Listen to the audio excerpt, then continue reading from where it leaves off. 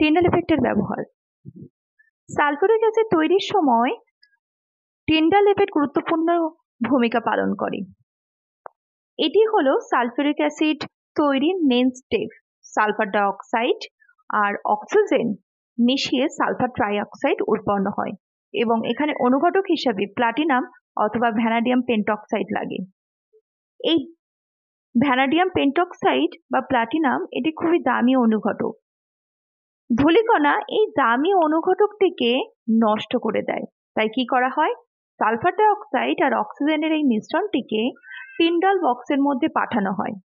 আলো ফেলে চেক করা হয় ধূলিকণা আছে কিনা। যদি ধূলিকণা থাকে তাহলে এটা রিমুভ করা হয়।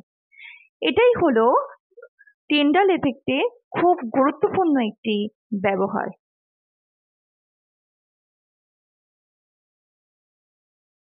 আকাশের রং কেন নীল হয়? এই সবকিছুই পিছনে লুকিয়ে আছে টিন্ডাল এফেক্ট।